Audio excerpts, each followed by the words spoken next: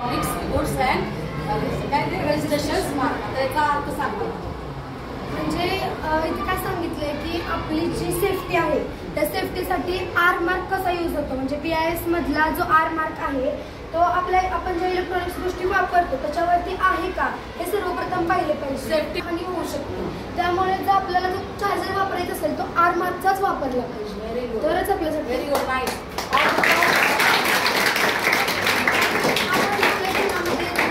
तो टाकलं तर सबमिट केल्यानंतर तो त्याची पूर्ण इन्फॉर्मेशन येईल की तो बल्ब कधी बनला, परत ना त्याची एक्सपायरी डेट काय असेल किंवा त्याच्यापासून काही स्फोट होणार नाही त्याची सगळी इन्फॉर्मेशन इथं असेल. म्हणजे सांगण्याचं तात्पर्य काय, तुम्ही एखादी गोष्ट घेतली ना तर ती BIS मार्फतच घ्या.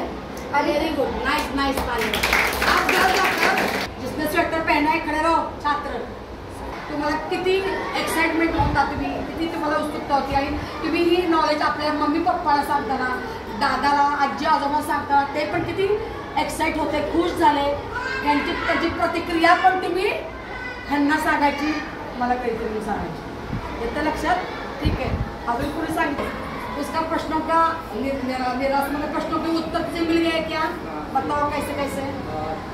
हे ना त्याच्यामध्ये जे ग्राहक आहेत त्यांच्यामध्ये जागरूकता निर्माण करायची आहे. म्हणजे दुकानदार आपली फसवणूक करतात ना, मग ते जे प्रोडक्ट विकतात त्यांचे आपण स्टँडर्ड्स चेक केले पाहिजे आणि त्यांचे मार्क्स बघितले, मार्क असतात ना ते आपण व्हेरीफाय केले पाहिजे. कुठले कुठले मार्क्स असतात?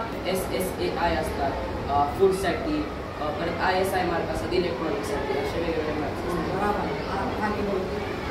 तर जे प्रोडक्ट आहेत ना त्याच्यावर जास्त इन्फॉर्मेशन मिळते आणि आपल्याला ते प्रूफ पण होतं की तो प्रोडक्ट ॲक्च्युली रिअल आहे की फेक आहे. बाकीचं तुम्ही सर उदाहरण